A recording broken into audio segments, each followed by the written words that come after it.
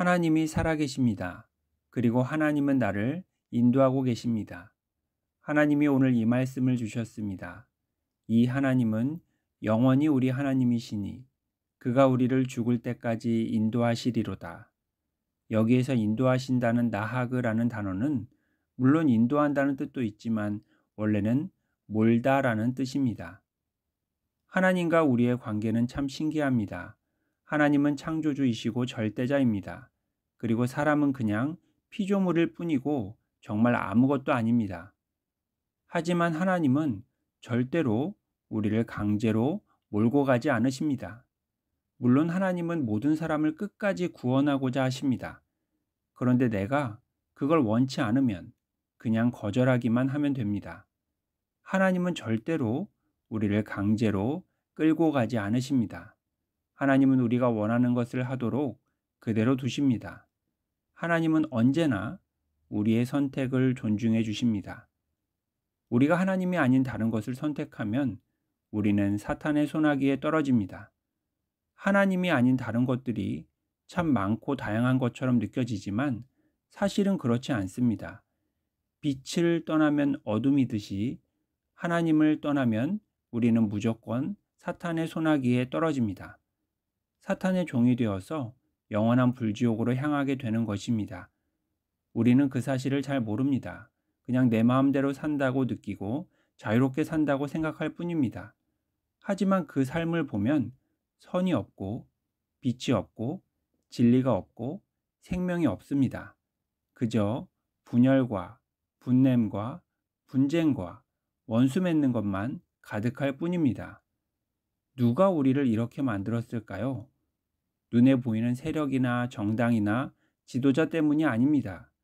눈에 보이지 않는 사탄 때문입니다. 에베소서에 기록된 말씀처럼 우리가 대항하여 싸워야 할 원수들은 인간이 아니라 권세와 세력의 악신들과 암흑세계의 지배자들과 하늘의 악령들입니다. 그런데 말입니다. 우리를 이렇게 만든 것은 사탄이지만 누가 사탄을 선택했습니까? 누가 제 발로 사탄에게 걸어가서 손을 내밀었습니까? 그것은 다름 아닌 바로 나입니다. 그래서 우리가 가장 먼저 해야 할 일은 사탄과 싸우는 것이 아닙니다. 우리에게 언제나 가장 급하고 가장 중요하며 가장 필수적인 그 일은 우리가 하나님을 선택하는 것입니다. 그런데 문제는 이제부터입니다. 우리가 사탄을 선택하면 사탄은 신이 나서 우리를 마음대로 이끌어갑니다. 하지만 우리가 하나님을 선택하면 하나님은 우리를 마음대로 이끌어가지 않습니다. 우리는 하나님을 선택할 때 특히 아주 조심스럽습니다. 그리고 아주 변덕스럽습니다. 그래서 하나님은 우리의 마음이 아주 확실히 정해질 때까지 기다리고 또 기다리십니다. 우리가 한 걸음만 걷기를 원하면 그냥 한 걸음만 걷게 하십니다. 다시 돌아가기를 원하면 돌아가도록 두십니다. 기약 없이 제자리에 멈추어 있어도 하나님은 우리를 다그치지 않습니다.